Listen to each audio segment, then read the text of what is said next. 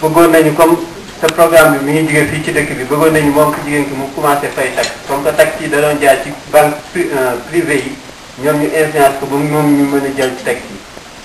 So they started off by encouraging the tax for the female so that it comes from the bank and it will actually go to the women so that, again, it is something that will improve the economy itself. dafay bëgg ko séparer ak warugarum këram muy bi ci njëkk muy yar doomam ci culture bi ak ci religion bi. And wanted to separate that from the importance of the women raising the child properly, appropriately, with the right education at home, to increase and to enrich the culture of Islam within that child or within that household. te loolu bokk na ki ñu nar a waxtaanee tey monsieur Mbamba ni mu gën a xeex ci Ahmadou Bamba radiyallahu anhu ni mu gën a xeex ci Sénégal ba ñu am fa ndam bokk na li tax ñu am fa ndam moom ba ñu mucc ci genre programme yi demee noonu. Cheikh Ahmadou Bamba was very, very clear about fighting this type of influence to where no one or where this type of influence would not become stronger than the practice of Islam in Senegal. This was one of the main things that he fought. He did not want for the westernized or colonialized culture to increase and to take precedence over the Islamic importance of an education given by the mother at home. yaayam moom jiyee na ci bokk na ci jiyee rôle bi gën a mag ci liggéey boobu liggéey. And his mother had a very, very important role in the type of knowledge or in the type of work that he had to do in getting to the phase that he got or having the approach that he had about this exact subject. ndax dañu ni kër yomal xiyaam doom ji dina poñe ñaari waajuram mu war koo fay juróomi àq yi nga xam ni balaa moo dugg àjjana ko topp.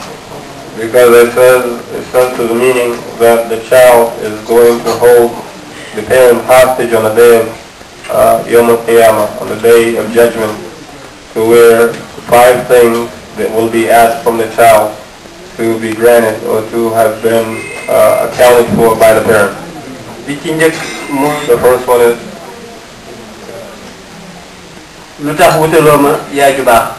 why didn't you get me a good mother? Why were you not a good mother?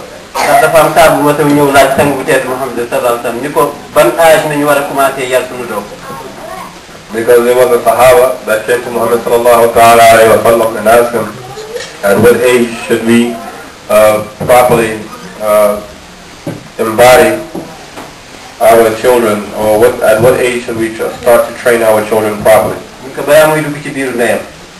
Before the child even enters the stomach of the mother, they should be trained properly. That means that you have to find the right mother who has a good understanding of Islam and a good mannerism with her.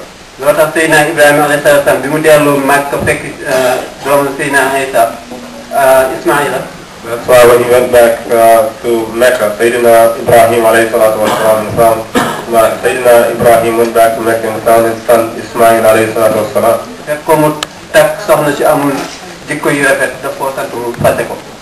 He asked his son to divorce the wife that he had because he sensed her not to have good personality, good character. And that is why Muhammad sallallahu alayhi wa sallam is with us today through the manifestation of the right type of mother. He says in the second question on that day is why you did not give me a good name.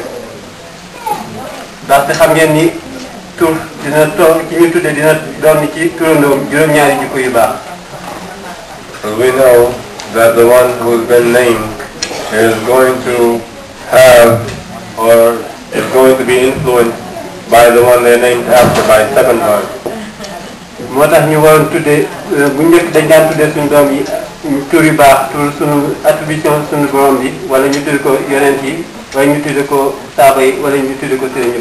And that's the reason why we naturally name our children in accordance with that Allah Ta'ala is pleased with.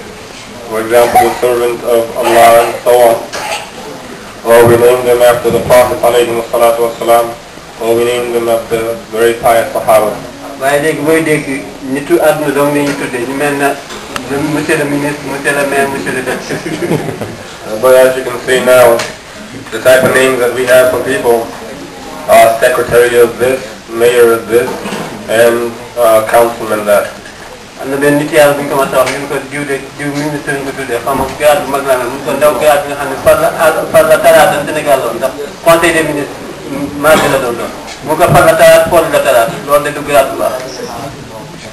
He says that, and therefore there was a scholar in Senegal who was asked, or who was told about a very, very high status governmental official. And he says that this is a person who was given this title on a Tuesday, and he will also be stricken of this title on the same day, which is a Tuesday. It's no good. The next thing that the parent will be accountable for from the child is, why didn't you teach me the Quran? ndax xam ngeen ne Quran moom mooy jegale jaam bi ak boromam comme ni ko Cheikh Ahmadou Bamba waxee lépp lu mu am ci sunu borom bi Alxuraan moo ko may. The Cheikh Ahmadou Bamba said that the child is closer, he draws nearer to Allah Ta'ala through the Quran. And he himself, Cheikh Ahmadou Bamba, says, everything that I have, I achieved it through the Quran. beneen bi ci des mun ko yaroo ma ci diine yaroo ma amee jikko yu baax jële teg ko diine. So the next one is, the child says to the parent, you did not raise me in accordance with the deen, with the religion. I don't have good understanding of the religion. beneen bi ci des mun ko ba ma waree am soxna wala ma war a am doom bi ma waree am soxna wala ma am boom kër wutaloo ma jabar ju baax wala wutaloo ma jikko ju baax. The next one is, when it was time for me to get married, you did not find a good wedding mate for me. ndax loolu nañ naan diine loolu mooy tax société bi màgg ku màgg mën a baax ñëpp jub bu ñu ko toppoo noonu.